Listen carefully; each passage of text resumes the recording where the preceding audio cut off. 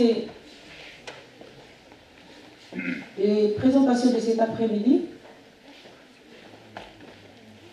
avec une présentation sur les maladies non transmissibles dans l'est de Casablanca, le profil épidémiologique de 10 520 individus, donc d'une population de 10 520 individus. L'intervenant, c'est professeur qui va présenter, c'est professeur Drouish de la faculté des sciences de l'hémicycle à l'université Hassan II de Casablanca. C'est encore l'université Hassan II maintenant? Oui. En collaboration avec l'association Tous avec le cœur. Et j'ai le plaisir de présider cette séance avec mon ami et mon collègue, professeur Satara. Donc, Monsieur Drouish, vous avez le floor. You have the floor.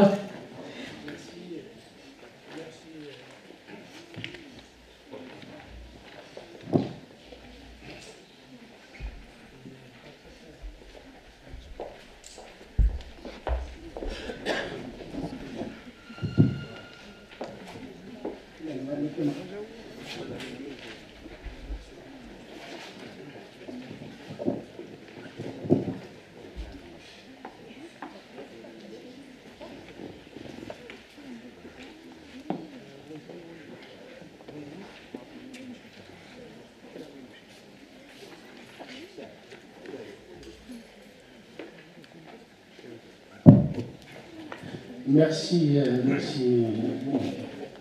cher président. Il y a une question sur laquelle je vais vous répondre. Qu'est-ce que ça fait de donner une conférence avant et après le repas? On est hypoglycémie et on a des questions. Écoutez, aujourd'hui, je vais vous parler d'une histoire, et une histoire de la recherche. Une histoire de la recherche prioritaire, dont le Maroc a besoin de faire des recherches dans le cadre prioritaire. Et donc, le titre, comme l'indique cette présentation, c'est les maladies non transmissibles, que vous savez très bien, et que c'est le thème de cette journée, qui sont issues, je dirais, de la transition nutritionnelle épidémiologique et l'Est de Casablanca. Et quand on parle de l'Est de Casablanca, on va tout de suite penser à une population à majorité issue de l'exode rural. En quelque sorte, c'est des gens qui changent complètement leur mode de vie et qu'on peut dire même par rapport à cette transition nutritionnelle épidémiologique, s'ils étaient en guerre, on va dire qu'ils sont le chair à canon. Parce que les pauvres, ils se retrouvent complètement coincés devant ce changement au niveau de l'épidémie. Alors, pour cela, donc, il fallait, pour venir en aide à cette population, la seule chose, c'est des populations qui ne soucient jamais de leur santé. Ils ne vont pas aller faire un bilan de santé à 50 ans, 60 ans, parce qu'ils ont d'autres priorités. Et nous vivons ça quotidiennement, ils ont d'autres priorités que d'aller faire un bilan biologique. Et donc, c'est une association qui s'appelle Association Tous avec le cœur, qui a été fondée en 2010. Cette association a pour objectif de faire de la prévention primaire. Autrement dit, on ne prend en charge que des personnes qui viennent, logiquement, qui sont saines. Donc, qui viennent pour faire un bilan pour les maladies, par les facteurs de risque de maladies cardiovasculaires. Et tout de suite, en pensant à fonder cette association, nous avons toujours le souci, parce que comme on va travailler sur un thème qui est très sensible, qui est les maladies cardiovasculaires, autrement dit, tout travail qui doit être produit, il doit être validé d'une manière scientifique. Et donc, nous avons établi un partenariat avec notre université l'université Hassan II de Bellemsik, la faculté des sciences de Bellemsik. Mais comme vous le savez, que tout le monde qui font les enquêtes sur le terrain, si vous n'avez pas la structure, je dirais, administrative avec vous, vous ne pouvez rien faire à Kazan. Quand vous allez travailler dans les zones périphériques, donc il faut avoir absolument les structures administratives. Et donc nous avons également établi, dès le début, une convention avec la ville de Casablanca, comme ça on peut agir partout. Alors, comme je vous ai dit, je vais vous raconter l'histoire, cette histoire de cette recherche en 3 actes. Vous venez de comprendre, il y a le premier acte qui est d'aller chercher les valeurs. Le deuxième acte, c'est de valider ça par la recherche scientifique. Et le troisième acte, ça va être quoi? Ça va être réfléchir à une stratégie pour venir en aide à cette population. Donc, acte 1. Comme je viens de dire, c'est l'acte 1, il retrace ce que je viens de dire jusqu'à maintenant. Et puis, vous pouvez voir que... Alors, en 3 ans, nous avons réalisé pratiquement 11 000 dépistages sur 11 000 personnes dans la région de nord-est de Casablanca. Je vous rappelle également que la région nord-est de Casablanca, il y a 700 000 personnes qui habitent dans la région.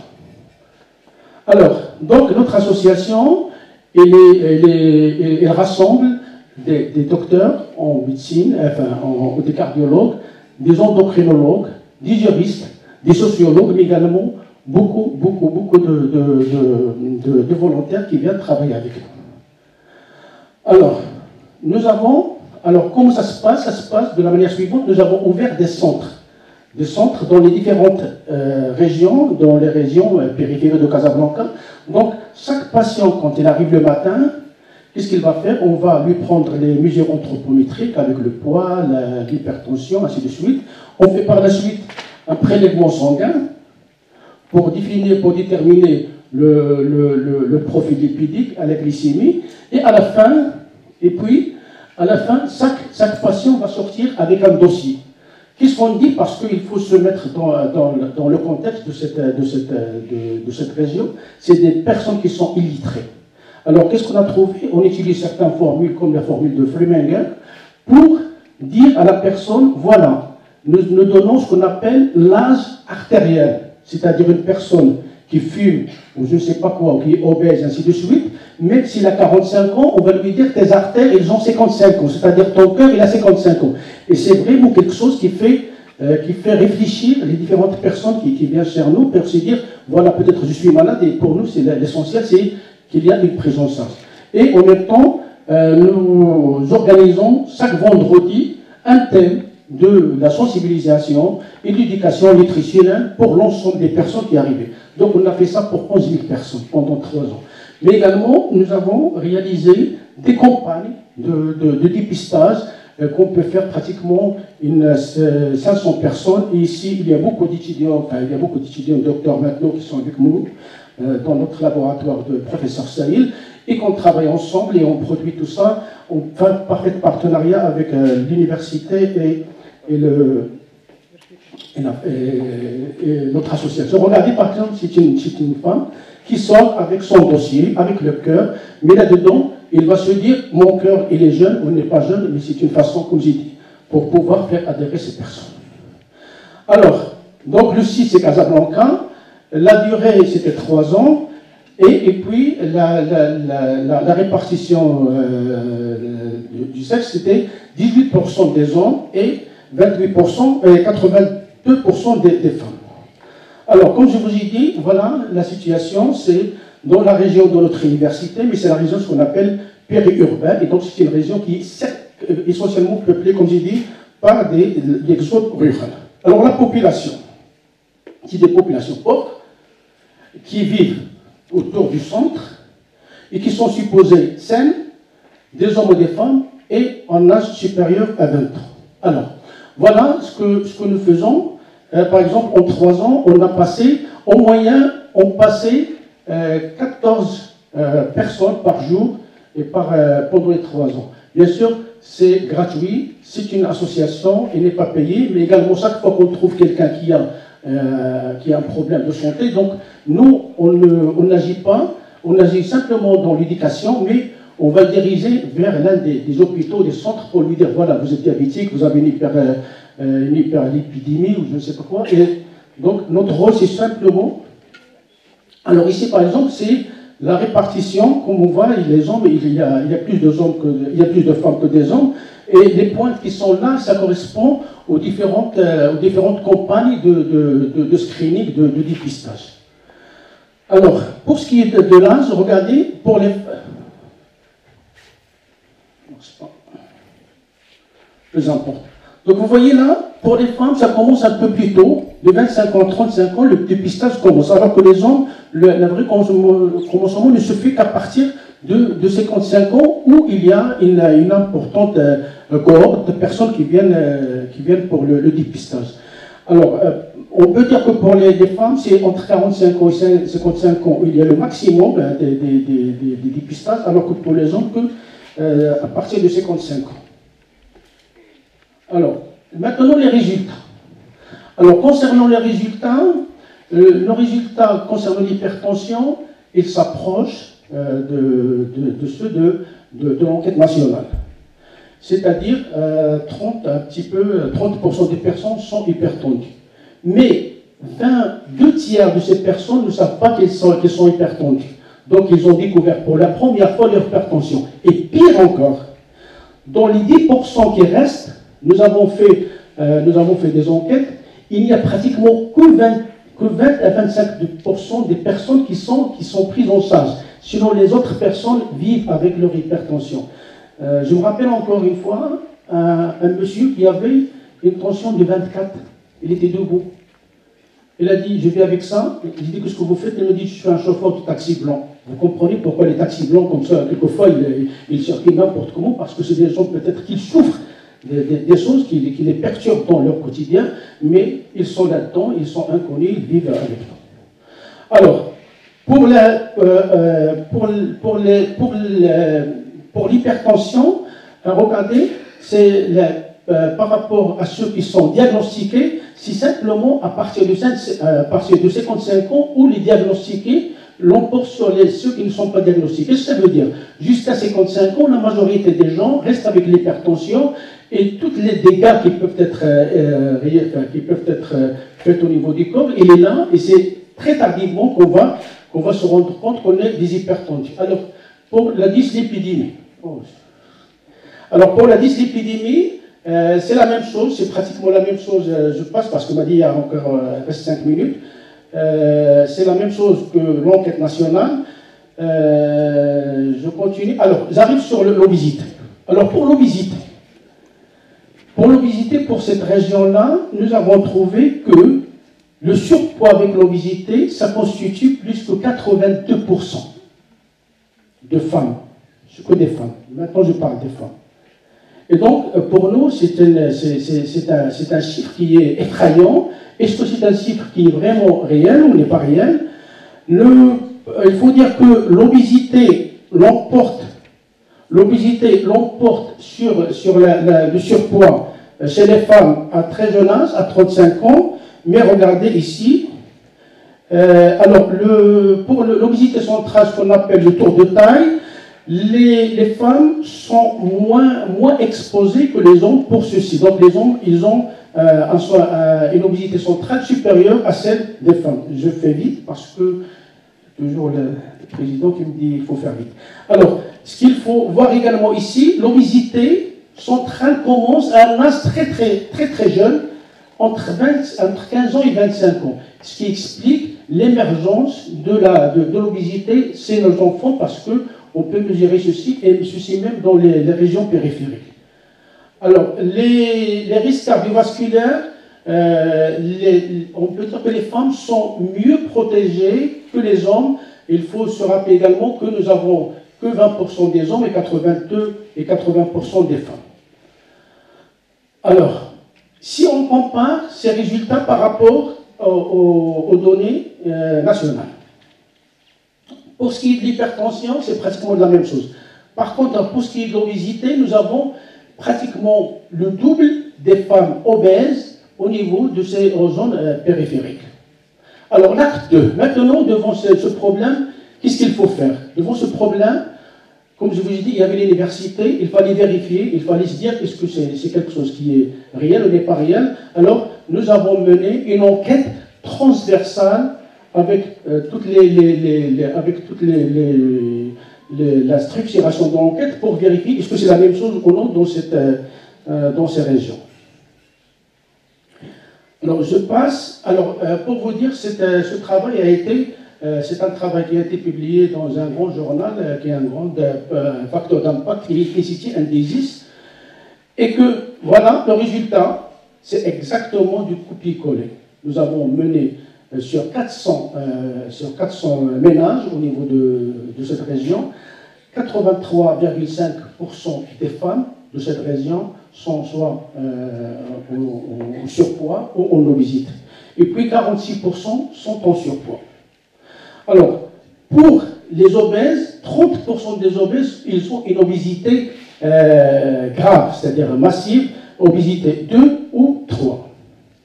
Alors, pour ce qui est de l'obésité et le surpoids et l'obésité, par rapport, comme je vous dis toujours, l'inversion entre le surpoids et l'obésité, on a retrouvé les mêmes chiffres. Regardez, par exemple, ici, à 35 ans, nous avons le passage du surpoids vers l'obésité, 31,8, et pratiquement la même chose ici. Donc, c'est quelque chose qui est vérifiable. Tout le travail qui a été réalisé sur les 10 500 personnes, on est en train de le vérifier par de la recherche scientifique. Également ici, c'est la même chose. L'obésité centrale commence à un âge très précoce. Alors, 2 minutes. Merci. Alors, également, ce projet, on a essayé de comprendre pourquoi il y a cette obésité. 36% des femmes qui sont en surpoids obèses pensent qu'ils ont un poids normal et 17% des mêmes femmes qui ont un poids normal pensent qu'ils sont au sous-poids. Nous avons également parmi les choses qui peuvent induire cette obésité, c'est la consommation des produits obésogènes comme les corticoïdes. 12% des femmes consomment ces produits et jusqu'à l'âge de 35 ans. Donc il y a également l'apport, donc toutes les croyances et toutes les coutumes qui fait que c'est continuer à consommer des produits obésogènes. Alors par rapport, maintenant on va comparer par rapport aux données au niveau national, et comme vous voyez, ici, pardon, il faut voir que c'est, je suis trompé, ici c'est 28, c'est pas 16, c'est pour les femmes, c'est 28%. Nous avons, pour l'enquête que nous avons menée scientifique, il y a 47, 48 pour notre étude, pour notre impact de l'association, et puis 28% pour les données nationales. Alors, qui sont les responsables? Comme on a dit, c'est la migration du rural vers la ville, c'est le changement des habitudes alimentaires, le changement du style de vie, le niveau très bas comment dire, ce sont des gens qui sont surtout illettrés, et le niveau, bien sûr, c'est socio-économique. Alors, maintenant, il faut se mettre dans ce contexte des gens qui ne savent pas lire, qui ne savent pas écrire, et qui sont dans une situation socio-économique très basse. Comment on peut agir avec ces personnes? Alors, ce qu'on a fait, nous avons fait une intervention nutritionnelle. Donc, cette intervention nutritionnelle qui a été menée sur un groupe de 96 femmes qui ont été réparties en trois sous-groupes. Le premier groupe, nous avons fait les mesures anthropométriques au début et à la fin. La fin, c'était 2 mois. Le deuxième groupe, nous avons fait les mesures, nous avons fait une séance d'éducation nutritionnelle et puis nous avons refait les mesures à la fin de l'intervention, c'est-à-dire au bout de 2 mois. Et le troisième groupe, nous avons suivi d'une manière permanente l'éducation de ces groupes pour l'éducation nutritionnelle de ces groupes. Alors, c'est également quelque chose qui a été publié. Alors, qu'est-ce qu'on a obtenu? Pour le groupe 2 qui a été suivi, nous avons pu gagner dans le poids et dans l'indice de masse corporelle. En comparant les résultats entre les trois groupes, vous voyez là par exemple, entre le groupe 1 et le groupe 2, aussi bien le poids, le BMI, que la graisse viscérale, la masse graisseuse. Ils ont diminué d'une manière significative, aussi bien entre le groupe 2 et le groupe 1 que le groupe 2 et le groupe contrôle. Autrement dit, autrement dit, pour ces personnes-là dans cette région, il faut ce qu'on appelle une éducation de proximité. C'est des gens, vous ne pouvez pas leur lâcher comme ça l'information et ils vont la suivre. Mais maintenant, ce travail, il a été mené sur une petite cohorte. Comment on peut le transvaser vers une population? C'est là où il y a le challenge, comment il faut faire pour vraiment on arrive à approcher toutes ces populations. Et je remercie la ville de Casablanca, mais également, c'est un travail, et ça c'est très important, tous les enquêteurs, ce sont nos étudiants des masters. Donc ça fait partie de la formation des masters. Il y a des étudiants ici encore avec nous qui ont fait les enquêtes sur le terrain. Mais notre stratégie avec le professeur Sey ici, c'est que les étudiants, ils produisent au niveau des masters, ils publient. Et ça, c'est une bonne chose. J'espère que ça se généralise dans les autres facultés. Et merci. Merci, professeur Derwish, pour cette présentation qui est très très riche de point de vue. Ça devrait en fait faire l'objet d'une conférence et pas d'une communication. C'est très riche en données, c'est très riche en informations intéressantes et c'est aussi des résultats qui sont alarmants lorsqu'on regarde les pourcentages de l'obésité, en particulier chez les femmes, et aussi les problèmes qui sont associés à l'obésité. On a vu que l'hypertension est très très importante dans cette population. Est-ce qu'on donne un débat ou après? Très bien. Donc on va passer à la présentation suivante. C'est sur le diabète type 2 et la dyslipidémie dans la population marocaine. Et le speaker, l'intervenant, c'est Ben Slimane, donc Monsieur Ben Slimane. Vous avez la parole. Bonjour tout le monde. Tout d'abord, je tiens à remercier la Société marocaine de nutrition pour cette conférence. Pour les thèmes choisis auparavant, moi j'ai consulté les conférences mises en ligne dans YouTube, les anciennes conférences. Elles étaient très intéressantes du point de vue scientifique. Merci. Mon travail est intitulé Type 2 de diabète chez une population marocaine en relation avec la dyslipidémie. Comme vous savez tous que le diabète de type 2 est en augmentation et en fréquence partout dans le monde. En 2000, il y avait 171 millions et on prévoit 366 millions en 2030. Au Maroc, selon la dernière étude en 2000 du ministère de la Santé, le chiffre était à 6,6% dans la population marocaine de l'âge supérieur à 20 ans. Le diabète a un retentissement très important sur les complications micro et macrovasculaires qui se manifestent au niveau des reins, des jambes, des cardiovasculaires ou bien. Malheureusement, les traitements sont non curatifs. On a recours parfois au régime, à l'insuline. surtout aux antidiabétiques orales.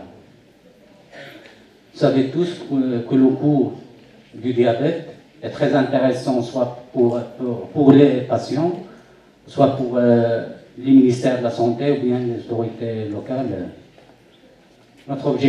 L'étude qu'on a menée avait comme objectif de décrire le profil lipédique et de la comparaison des facteurs cardiovasculaires chez des individus marocains avec ou sans diabète de type 2. Donc c'est une étude des cas témoins qui a recruté 1307 diabétiques de type 2 selon les critères de sélection de l'APA versus 984 contrôles ou bien témoins qui ont été choisis de l'âge de supérieur à 40 ans, glycémie à jeun supérieure à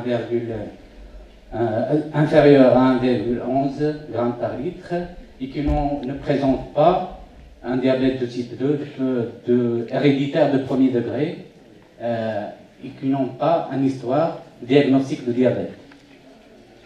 Cette étude était multicentrique dans 5 villes du Maroc. Elle était réalisée surtout dans les centres de santé et les associations du diabétique. Elle a acquis une autorisation du ministère de la Santé et les patients ont signé un consentement éclairé pour participer à l'étude.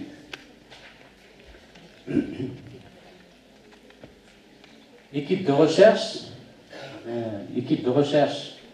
qui a réalisé cette étude était composée de 2 chercheurs, un docteur pour le diagnostic du diabète de type 2, 2 infirmiers qui prend l'hypertension artérielle, la tension artérielle, en plus le prélèvement sanguin pour la réalisation des bilans lipidiques, en plus des personnels de support responsables de la prise de poids, le tour de taille, tour de hanche, et les autres mesures. Le questionnaire qu'on a utilisé